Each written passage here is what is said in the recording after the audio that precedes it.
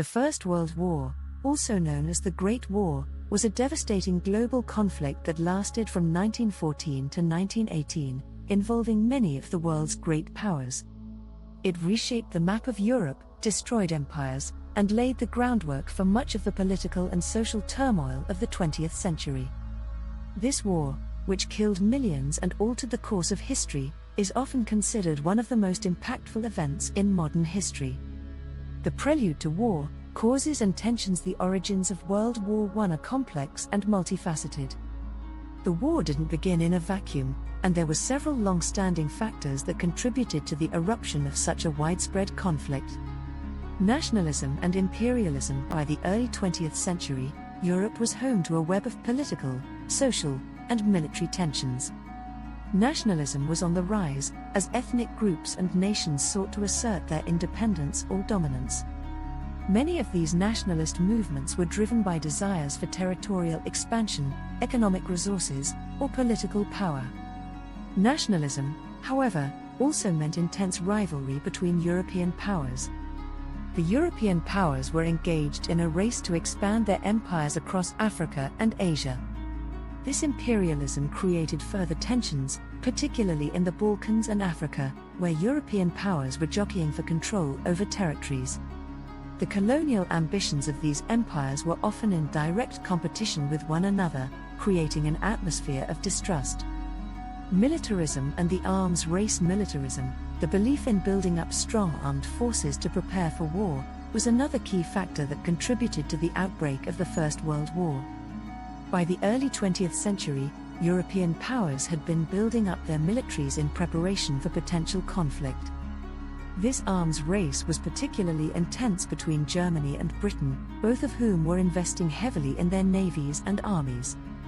The build-up of military forces created a sense of inevitability, where many leaders felt that war was bound to happen, even if they couldn't predict when or where it would start. This arms race, combined with rising nationalism, led to an atmosphere where countries were increasingly willing to go to war to defend or expand their influence. The alliance system. To provide security, many European nations entered into defensive alliances with one another. By 1914, Europe was divided into two major alliances, the Triple Alliance and the Triple Entente. The Triple Alliance included Germany, Austria-Hungary, and Italy. The Triple Entente included France, Russia, and Britain. These alliances were meant to create a balance of power and prevent any one nation from becoming too powerful. However, they also meant that if one country went to war, it would drag others into the conflict, turning a local dispute into a larger, global war.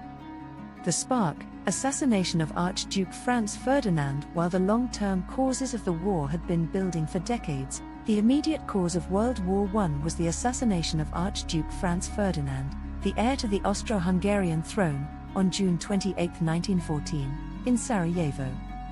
Franz Ferdinand and his wife, Sophie, were shot by Gavrilo Princip, a Bosnian Serb nationalist, who was a member of a secret society that sought the independence of Slavic nations from the Austro-Hungarian Empire. The assassination was the trigger that set off the chain of events that would lead to full-scale war. Austria-Hungary, with Germany's backing, issued an ultimatum to Serbia, demanding that they take responsibility for the attack. When Serbia did not fully comply, Austria-Hungary declared war on Serbia on July 28, 1914.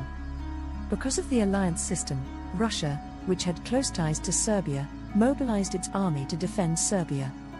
Germany, allied with Austria-Hungary, declared war on Russia on August 1, 1914. France, allied with Russia, was drawn in, and Germany declared war on France on August 3. Germany's invasion of Belgium to get to France led Britain to declare war on Germany on August 4. Thus, what began as a localized conflict between Austria-Hungary and Serbia rapidly escalated into a global war, pulling in countries from all over the world. The nature of the war, trench warfare and stalemate. The Western Front. The First World War was fought on many fronts, but the Western Front in France and Belgium was where some of the most intense and bloody battles occurred. Here, the war quickly settled into a brutal and stagnant form of warfare known as trench warfare. Trenches were dug to protect soldiers from enemy fire, but they also created a static front line where both sides were locked in a deadly stalemate. Between the trenches, there was a barren expanse of land called no man's land, which was littered with barbed wire, craters, and the bodies of fallen soldiers. Battles on the Western Front, like the Battle of the Somme and the Battle of Verdun, were marked by enormous loss of life. Despite the massive efforts and sacrifices on both sides, there was little territorial change, and soldiers faced horrific conditions, including mud, rats, disease, and constant artillery bombardment. The Eastern Front and other theaters. While the Western Front was characterized by trench warfare, the Eastern Front was much more fluid, with larger stretches of land and more mobile battles. On the Eastern Front, Russia faced off against Germany and Austria-Hungary. The vast distances and lack of infrastructure made this front particularly difficult, with both sides suffering heavy casualties. The war also extended beyond Europe. In Africa, British and German colonial forces fought over control of territories. In the Middle East, the Ottoman Empire was engaged in a series of battles against British and Arab forces. Meanwhile, in Asia, Japan took advantage of the conflict to seize German-controlled territories in China and the Pacific. New technologies of war. World War I was a technological leap in warfare. New technologies and weapons made the war deadlier than any conflict before it. Machine guns and artillery machine guns, which could fire hundreds of rounds per minute, made it incredibly difficult for troops to advance across no man's land. Artillery, particularly heavy howitzers, could fire explosive shells over long distances, causing massive destruction to enemy troops and fortifications. Tanks were introduced by the British in 1916. These early models were slow and unreliable, but they proved useful in breaking through the entrenched lines of the enemy. Tanks became a symbol of modern warfare, though their impact was still limited in the early years of the war.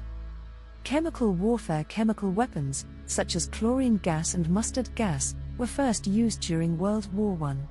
These gases could burn the skin, blind soldiers, and cause respiratory problems. They created a new dimension of fear on the battlefield, but their use also led to the development of gas masks and other protective measures. Airplanes and submarines. Airplanes were initially used for reconnaissance, but they soon became weaponized, with fighter planes engaging in dogfights and bombers attacking enemy positions. Meanwhile, German U-boats, submarines, targeted merchant ships and naval vessels, enforcing a naval blockade and contributing to the eventual entry of the United States into the war. The United States joins the war. Initially, the United States remained neutral, following a policy of isolationism. However, several factors led the US to join the war in 1917. The most significant event was Germany's resumption of unrestricted submarine warfare. German U-boats began sinking neutral ships, including American ones, in the waters around Britain. The final straw was the interception of the Zimmermann telegram, in which Germany proposed an alliance with Mexico against the United States. In April 1917, President Woodrow Wilson asked Congress to declare war on Germany, marking the United States' entry into World War I. American troops and resources provided a much-needed boost to the exhausted Allied forces, and their involvement played a crucial role in tipping the balance in favor of the Allies. The end of the war, armistice and aftermath. By 1918, the war had taken a heavy toll on all parties involved. The Central Powers were exhausted, and the Allies had launched a series of offensives that pushed the Germans back. In late October 1918, the Ottoman Empire signed an armistice, and Austria-Hungary began to disintegrate. On November 11, 1918, Germany, facing internal unrest and the collapse of its empire, agreed to an armistice, effectively ending the war. The fighting stopped at 11 a.m., the 11th hour of the 11th day of the 11th month, and the world began to rebuild. The Treaty of Versailles, signed in 1919, officially ended the war. The treaty imposed harsh penalties on Germany, including significant territorial losses, military restrictions, and reparations. The harsh terms of the treaty, along with the political and economic instability it caused in Germany, would later contribute to the rise of Adolf Hitler and the outbreak of World War II. The legacy of World War I, the First World War, had a profound impact on the world. It led to the collapse of several empires, including the Russian, Ottoman, Austro-Hungarian, and German empires. New nations were created, and old borders were redrawn. The war also led to major political and social changes, including the Russian Revolution of 1917 and the rise of communism. The loss of life was staggering, with an estimated 16 million dead and over 20 million wounded. The war left a generation scarred, both physically and psychologically. The consequences of World War I were felt long after the last shot was fired. World War I also set the stage for the development of new global institutions, such as the League of Nations, which was intended to prevent future wars.